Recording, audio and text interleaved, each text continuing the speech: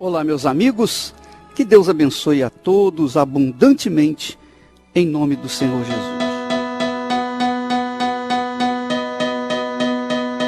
Nós estamos focando a fé através da humildade, ou melhor, a humildade que nos leva a uma fé, porque a fé realmente é o poder de Deus dentro de nós. É uma parte de Deus em nós. Mas para que nós tenhamos acesso a essa fé sobrenatural, é necessário que sejamos humildes. Eu gostaria que você acompanhasse comigo a leitura no Evangelho de Marcos, capítulo 10, a partir do versículo 35, quando diz o texto o seguinte: Então se aproximaram dele, quer dizer, de Jesus, Tiago e João, filhos de Zebedeu, dizendo-lhe: Mestre, queremos que nos concedas o que te vamos pedir. E ele lhes perguntou: Que quereis que vos faça? Responderam: Permite-nos que na tua glória nos assentemos um à tua direita e o outro à tua esquerda. Mas Jesus lhes disse: Não sabeis o que pedis. Podeis vós beber o cálice que eu bebo, ou receber o batismo com que eu sou batizado? Disseram-lhe: Podemos. Tornou-lhes Jesus: Bebereis o cálice que eu bebo e recebereis o batismo com que eu sou batizado. Quanto, porém, ao assentar-se à minha direita ou à minha esquerda, não me compete concedê-lo, porque é para aqueles a quem está preparado.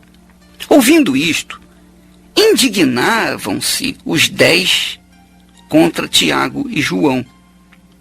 Mas Jesus, chamando-os para junto de si, disse-lhes: Sabeis que os que são considerados governadores dos povos têm-nos sob seu domínio, e sobre eles os seus maiores ou os maiorais exercem autoridade. Mas entre vós não é assim. Pelo contrário, quem quiser tornar-se grande entre vós, será esse o que vos sirva. E quem quiser ser o primeiro entre vós, será servo de todos. Pois o próprio Filho do Homem não veio para ser servido, mas para servir e dar a sua vida em resgate por muitos.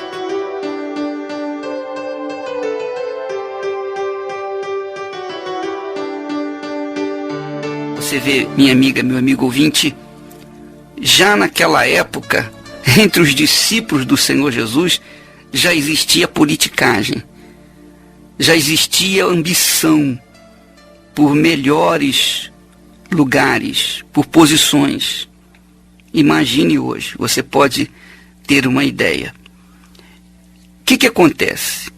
Naquele tempo, os discípulos queriam que o Senhor Jesus definisse o primeiro, o maioral, o mais importante. Quer dizer, na cabeça deles, na cabeça dos discípulos, dos apóstolos, inicialmente, havia aquele desejo de ocupar uma posição maior, mais relevante. Ora, o Senhor Jesus, então, chamando-os à parte, disse-lhes: Ora, não é assim entre vós. Não pode ser assim entre vós.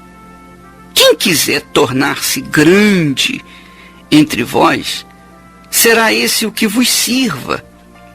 E quem quiser ser o primeiro entre vós, será servo de todos. Porque eu mesmo, não vim para ser servido, mas para servir e até dar a minha própria vida em favor, em resgate de muitos. Ora, minha amiga, meu amigo ouvinte, veja, sinta o espírito que o Senhor Jesus quer ver em nós. sinta no seu coração qual é o objetivo de Deus em nós. O maior sirva o menor. Ou melhor, viva para servir o menor. O primeiro será servo, será um servo maior, quer dizer, o mais servo, não é o servo mais importante, mas o mais servo. Nós temos na igreja o obreiro, nós temos o auxiliar, nós temos o pastor, nós temos o bispo. Quem é o maior? O maior é o Senhor Jesus.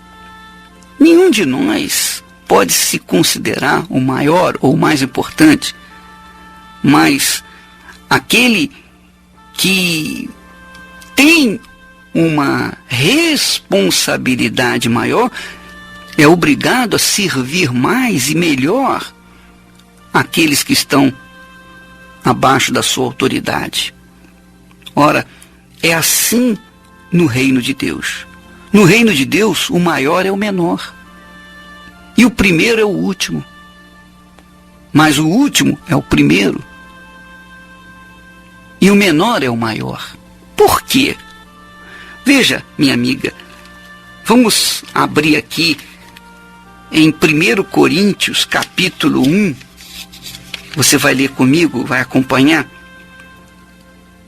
o que diz o apóstolo Paulo. Ele diz assim, olha só, preste bastante atenção. Capítulo 1 e versículo 26. Ele diz assim, irmãos, ele está se dirigindo aos cristãos. Irmãos, reparai, pois, na vossa vocação, visto que não foram chamados muitos sábios segundo a carne, quer dizer, muitos escolados, doutores disso, doutores daquilo, nem muitos poderosos, nem muitos de nobre nascimento. Pelo contrário, Deus escolheu as coisas fracas, ou melhor, as coisas loucas do mundo para envergonhar os sábios e escolheu as coisas fracas do mundo para envergonhar as fortes. E Deus escolheu as coisas humildes do mundo e as desprezadas e aquelas que não são para reduzir a nada as que são, a fim de que ninguém se vanglorie na presença de Deus. Então, essa é a postura do cristão. Esse é o espírito cristão. Não somos nada a não ser servos. E se somos servos inúteis. Simplesmente inúteis. Mas damos graças a Deus, achamos uma glória sermos considerados servos, mesmo que sejamos servos inúteis, mas sejamos servos, para que Deus venha ser glorificado em nós. A partir do momento em que consideramos-nos alguma coisa, a partir do instante que achamos que somos os tais, ou que temos capacidade disso, ou capacidade daquilo, e que somos superiores aos demais, então nós estamos, na verdade, declarando o nosso fracasso espiritual. Estamos declarando que somos nada. Porque o maior é o que serve o menor. No reino de Deus é assim. É diferente do reino desse mundo. No reino desse mundo, o sujeito se orgulha de ser o maior, o maioral, ou o manda-chuva. Mas no reino de Deus não. No reino de Deus, o maior é aquele que serve mais. É aquele que toma ou veste a vestidura do seu Senhor, que é Jesus. E qual foi o trabalho, a obra que o Senhor Jesus fez? Ele veio para servir e não para ser servido. E ele chegou ao ponto de morrer servindo. Esse é o espírito do Senhor Jesus. Esse é o espírito cristão. Esse é o espírito da fé cristã. Mas isso é de fato. Isso não é hipocrisia, não. Isso não é uma falsidade, não. É uma realidade. E quem quer servir, quem quer se colocar na posição de servo, tem que assumir esse caráter, tem que vestir a roupa do Senhor Jesus.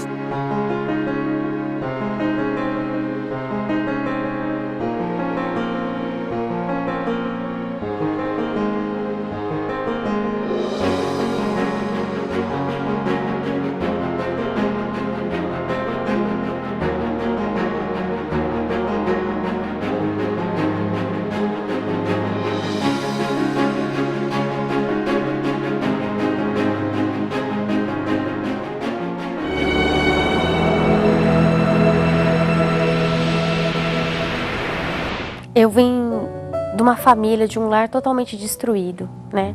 Onde meu pai e minha mãe brigavam muito.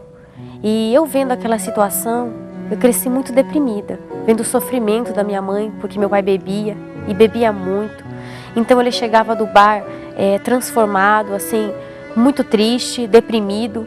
E trazia essa solidão que ele sentia, que ele trazia do bar, para dentro de casa.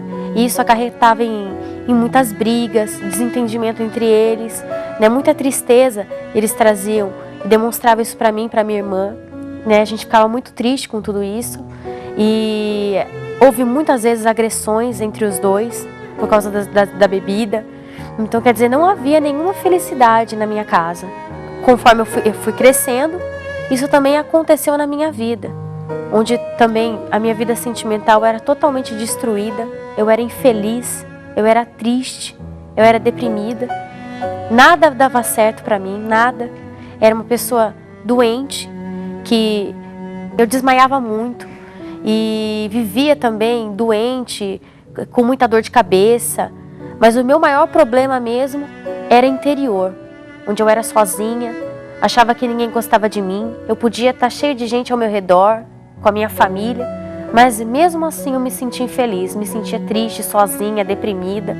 E foi um belo dia, um maravilhoso dia em que minha mãe me convidou, vendo aquela situação que eu estava, em depressão dentro do meu quarto. Ela falou: filha, vamos, porque nós precisamos de uma mudança na nossa vida, porque do jeito que está, não pode continuar. Foi aí que nós fomos para a Universal, foi aí que eu posso dizer que naquele instante que eu coloquei o pé na Universal, realmente, eu falo isso com clareza, que realmente mudou a minha vida, porque a partir daquele dia, daquele momento, o Espírito Santo mostrou para mim que Ele havia me escolhido. É lógico que eu busquei muito, eu almejei o Espírito Santo para a minha vida, mais do que tudo. Eu busquei demais, foi um dia maravilhoso, o dia mais importante da minha vida, em que Ele preencheu aquele vazio que existia dentro de mim. O dia que eu recebi o Espírito Santo foi o dia mais maravilhoso da minha vida. Foi como se eu tivesse nascido, naquele dia, naquele momento, onde foi um momento inesquecível, inexplicável, que realmente eu recebi a alegria, aquela felicidade que não é uma felicidade momentânea. Não, é uma felicidade que é constante, é uma alegria que é constante, que só o Espírito Santo é capaz de colocar, de fazer uma pessoa ter. E isso refletiu em todos os sentidos da minha vida. Então hoje eu posso dizer que o meu pai, ele viu essa mudança em nós. E hoje ele está indo na Universal, ele vai conosco também. Hoje ele foi liberto, ele não bebe mais, ele não tem nenhum vício, né? E hoje eu sou feliz. Sou realizada na minha vida sentimental, sou casada há 7 anos, tenho uma filha maravilhosa que é um presente que o Espírito Santo me deu, que eu tanto queria, e hoje eu sou transformada. No meu interior, hoje eu acredito em mim, eu creio que eu posso, que eu consigo, porque eu sei que é o Espírito Santo que me inspira, que me dá direção para que eu venha permanecer firme, olhando sempre para frente, e eu sou realizada. Hoje eu posso dizer que tenho vida, que somente a vida com o Espírito Santo. Graças a Deus, está vendo? Esse é o segredo para as pessoas que querem uma vida nova. Talvez você diga assim: será que para mim tem jeito? Deus aposta em você, Ele acredita, Ele crê em você. Agora, é claro, para que haja um resultado dessa manifestação de Deus na sua vida, é preciso que você também creia nele, que você acredite nele, nas promessas dele. Então, todos os domingos, às 6 da manhã, às 10 da manhã, às 6 horas da tarde, ao cair da tarde, aqui no Templo de Salomão, reuniões especiais para aqueles que desejam uma nova vida. Que Deus abençoe abundantemente a sua vida e estaremos amanhã neste horário, nesta emissora. Até lá.